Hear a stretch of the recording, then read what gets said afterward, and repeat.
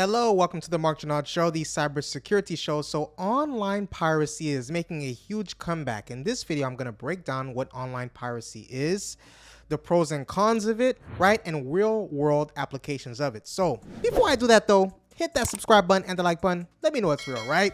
I appreciate you.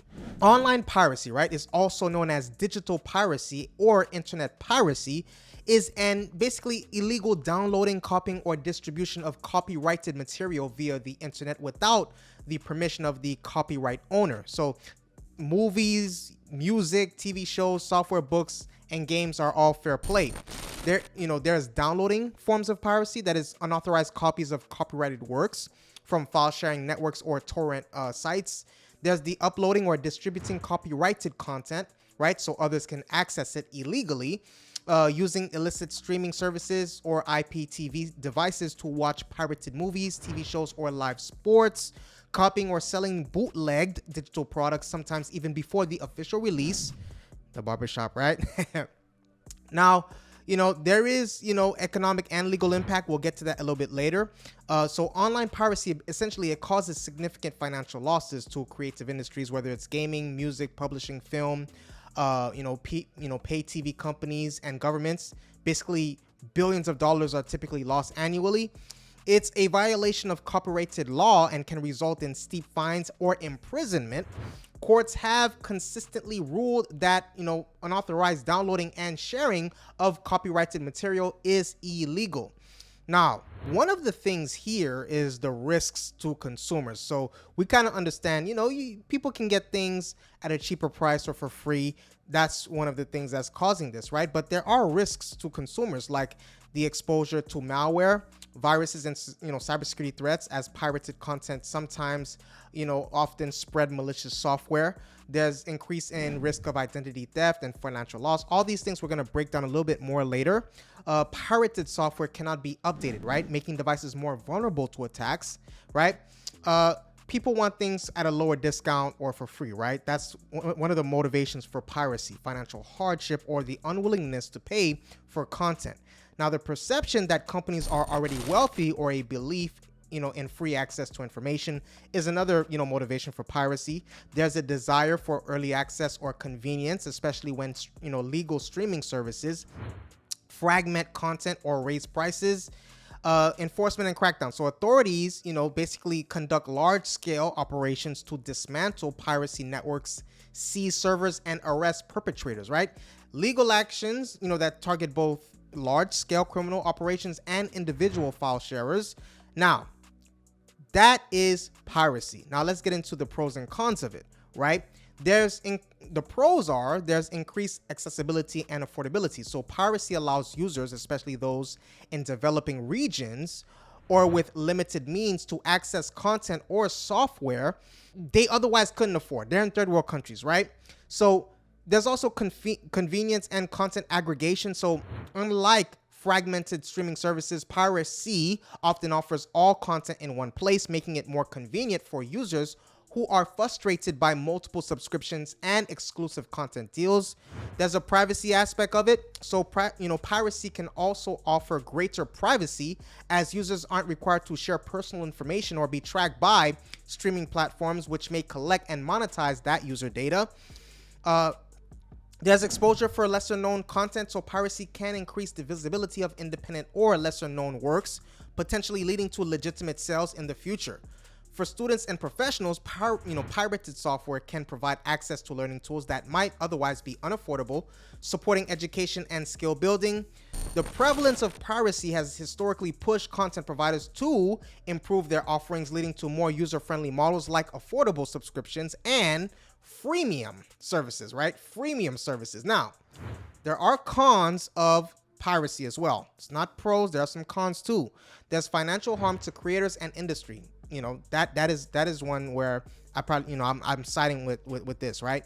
So piracy reduces revenue for content creators, rights holders, and service providers, which can lead to fewer resources for new content, job losses, and less innovation.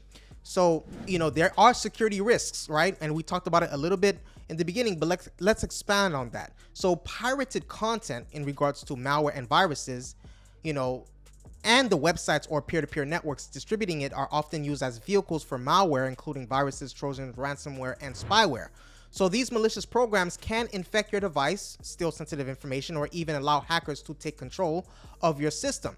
Many, pirate sites collect personal data which can be sold to cyber criminals. So this increases the risk of identity theft, financial loss, and unauthorized access to your accounts, right? Once a device is infected, malware can spread, across the home or corporate networks, potentially disrupting business operations or being used as a launch pad for further attacks.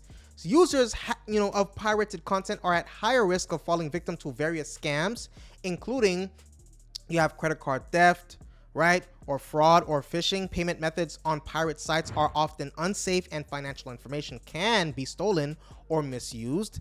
Pirated software and operating systems typically cannot receive official updates or security patches, leaving devices vulnerable to newly discovered exploits and attacks. Pirated software may include adware, which inundates devices with unwanted ads and can serve as a pathway for more serious malware.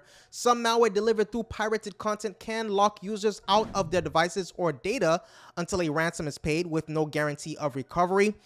Illegitimate services can be shut down at any time, resulting in a loss of access to content or no recourse, right, for recovering the lost money or the data. Pirate sites often lack parental controls, increasing the risk of encountering explicit or age-inappropriate material. Now, there are legal risks as well, right? Engaging in piracy can result in serious legal consequences, including fines and jail time, depending on local laws, right? Pirated media is frequently of lower quality, with issues such as poor resolution, bad audio, and unreliable subtitles. Piracy violates, copyright laws and can discourage creators from producing new works if they are not fairly compensated, right? Loss of brand control when it comes to reputational damage, right? And perceived value. So when pirated versions of products or content circulate online, brands lose control over the user experience. These unauthorized copies are often of lower quality, leading to inconsistent or negative experiences for consumers. So this basically diminishes the perceived value and prestige of the brand or service, especially when official content is found alongside poor quality pirated versions, right? So if a company is seen as not taking strong action against piracy, the public and media may interpret this as a complicity or negligence, right? So failing to protect intellectual property can be viewed as disrespectful to both creators and paying customers, further eroding the trust and brand reputation. So being associated with piracy, either through lax security or direct involvement, can tarnish a company's reputation. So this loss of trust can lead to a decline in customer loyalty, reduced subscriber numbers, and fewer business opportunities, as partners and consumers may seek more secure and reputable alternatives. So companies implicated in piracy could face lawsuits, fines, and or criminal charges, which can generatively create negative publicity and disrupt business operations. Even the perception of involvement in piracy can be enough to damage a company's standing in the market, right? So reputational damage from piracy is not limited to individual brands. It can undermine confidence in entire sectors, especially in entertainment and media, making it harder for all players to attract investment and retain audiences. Now, let's talk about real-world applications of digital piracy. You have the Pirate Bay. One of the most infamous cases. The Pirate Bay is a file-sharing platform that facilitated the illegal distribution of copyrighted content worldwide. Its founders were convicted in 2009, received prison sentences, right, and hefty fines, underscoring the global reach and challenges of shutting down such operations. You have Mega Upload. This file hosting service was shut down in 2012 after its founder, Kim.com, was accused of running a criminal enterprise responsible for massive copyright infringement. The case highlighted the scale of digital piracy and the need for international cooperation. LimeWire, we remember LimeWire, that's from back in the day, right?